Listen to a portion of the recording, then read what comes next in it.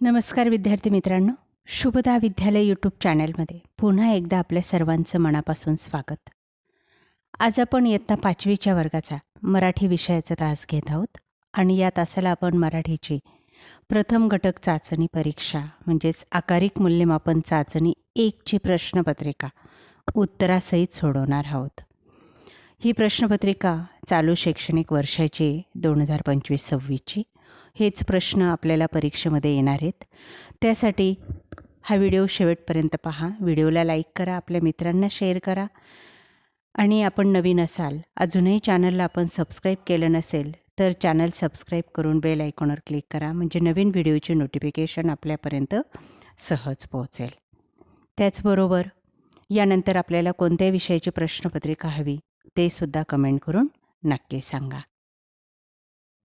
चला तर मग अधिक वेळ न घालवता आपण इयत्ता 5वी मराठीची प्रथम घटक चाचणी परीक्षेची प्रश्नपत्रिका सोडवायला घेऊ. इयत्ता 5वी मराठी प्रथम घटक चाचणी 2025, गुण 20, वेळ 1 तास. या परीक्षेसाठी विचारलेला अभ्यासक्रम म्हणजे आपल्या मराठीच्या पाठ्यपुस्तकातला पहिला विभाग, त्यातल्या सर्व पाठांचा समावेश या ठिकाणी आलेला आहे. ही प्रश्नपत्रिका आपल्याला चालू शैक्षणिक वर्षासाठी नक्कीच उपयोगी ठरणार आहे. त्यासाठी या परीक्षेत विचारलेल्या सर्व प्रश्नांची उत्तरं आपल्या वहीत व्यवस्थित लिहून ठेवा, म्हणजे आपल्याला जास्तीत जास्त मार्क्स मिळवायला मदत होईल. प्रश्न पहिला, खालील प्रश्नांची एका वाक्यात उत्तरे लिहा. 3 गुणांसाठी हा प्रश्न विचारलेला आहे. बघा, पहिला बंडूची इजार या पाठावरचा प्रश्न. बंडूचा स्वभाव कसा होता? उत्तर आहे बंडूचा स्वभाव शांत व कष्टाळू होता. आता दुसरा प्रश्न आहे, कविता कोणत्या धावपटूला आदर्श मानते? या पाठाचं नाव तुम्ही मला सांगायचे, मी त्याचं उत्तर सांगते. कविता PT उषा या धावपटूला आदर्श मानते. तिसरा आहे, मुंग्या कशाच्या सहाय्याने गंध ओळखतात? उत्तर आहे मुंग्या मिशांच्या सहाय्याने गंध ओळखतात. या पाठाचं नाव सुद्धा मला कमेंट करून सांगा. त्यानंतर ब भाग, कवितेच्या ओळी पूर्ण करा. असा ओटा चांगला तर, 2 गुणांसाठी. कोणत्या ओळीतल्या कविता आहेत? कवितेच्या ह्या ओळी आहेत, त्या कवितेचं नाव मला तुम्ही कमेंट करून सांगायचं आहे आणि कवितेच्या ओळी या पद्धतीने पूर्ण करायच्या. असा ओटा चांगला तर, जातं तरी मांडू ग बाई, असं जातं चांगलं तर, सोजी तरी दळू ग बाई. आठवली कविता? चला तर मग पटकन कमेंट करा. प्रश्न दुसरा, खालील प्रश्नांची 2 ते 3 वाक्यात उत्तरे लिहा. 4 गुणांसाठी हा प्रश्न आहे. कविताकडून तुम्ही कोणती प्रेरणा घ्याल? सावरपाडा एक्सप्रेस या पाठातला हा प्रश्न आहे.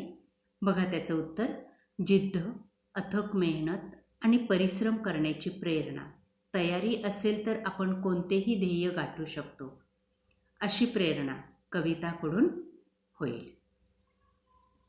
पुढचा प्रश्न, वाघ वाघिणीच्या ठशांमध्ये काय फरक असतो?